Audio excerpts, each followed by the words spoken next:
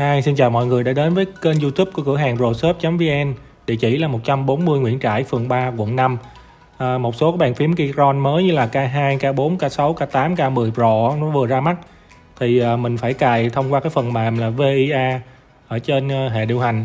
Thì bên em làm cái video clip này để hướng dẫn cho mọi người sử dụng một cách là nhanh lẹ nhất, đỡ phải tìm tòi mất thời gian. Đầu tiên là trên hệ điều hành macOS đó, mình phải cài cái thằng Chrome. Và mình vô hai cái đường dẫn bên em có để ở phần mô tả, hoặc là mình coi trong cái bài viết. Thì cái đường dẫn đó để mình tải các cái phần mà hãng họ đã tùy chỉnh sẵn cái cấu hình đó cho cái bàn phím. Thì trong đây nó có gần như là tất cả các bàn phím đang có, là K2, K13, K1 rồi tùm lum đó. Đây cái đường dẫn nó ở đây, mọi người ấn dưới video là cũng được, cái này của hãng cung cấp. Rồi cái hôm nay em thử ở đây là cái mẫu K2 Pro, thì mình chọn cái K2 Pro thôi. Rồi mình vào cái mục VIA JSON. Rồi sau đó mình chọn cái phiên bản đúng của em, ở đây là bản RGB K2 Pro.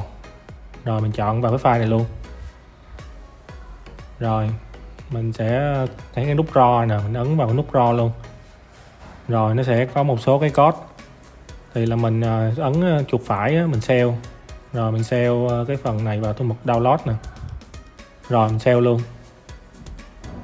Rồi là cái file nó được tải về rồi, cái file mà ấy á, để của hãng á. Rồi sau đó mình vào cái mục VIA user VIA.abb, em cũng có để ở trên video luôn rồi. Rồi mình vào cái phần setting.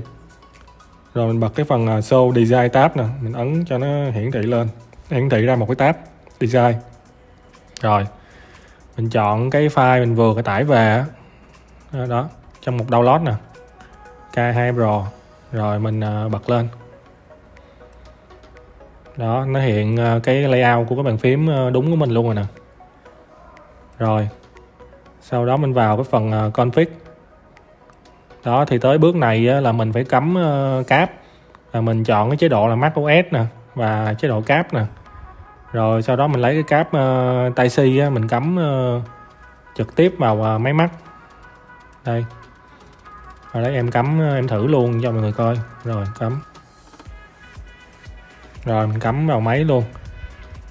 Sau khi cắm thì mình auto write, mình chọn cái phần auto write device, thì nó nhận cái K2 Pro luôn rồi nè.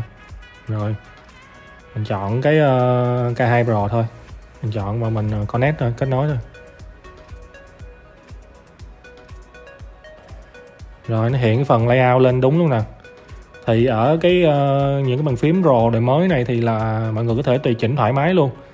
Cái nút nào mình gán cái chức năng nào cũng được á. Ví dụ đây em gán cái chữ A là F kép nè, rồi cái chữ D đây em đổi thành chữ B cũng được luôn đó. Mình làm, mình chỉnh cái gì cũng được đó. Nó còn có rất là nhiều chức năng media, lining, macro, hay là mọi người muốn tự lập một cái lệnh gì đó. Đó, tất cả các phím thì đều gán lên cái tất cả các nút được.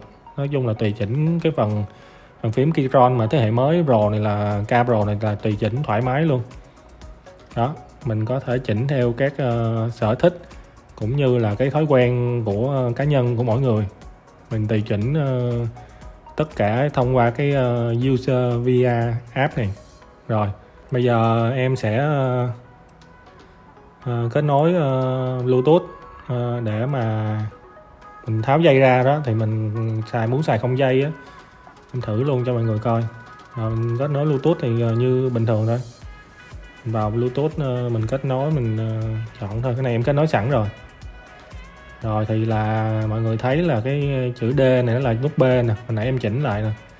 Đó, chữ A là nút F kép nè. Đó, là mình muốn chỉnh thì mình cắm dây vô mình chỉnh cái bàn phím. Rồi sau đó mình muốn xài Bluetooth thì mình tháo ra mình xài Bluetooth. Ok, video của em đến đây là hết rồi.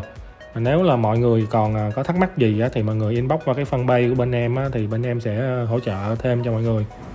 Rồi còn nếu là anh em muốn mua cái bàn phím Keychron tất cả các mã chính hãng thì mọi người lên website proshop.vn. Địa chỉ của cửa hàng là 140 Nguyễn Trãi, phường 3, quận 5. Cảm ơn mọi người đã xem video clip này. Xin chào.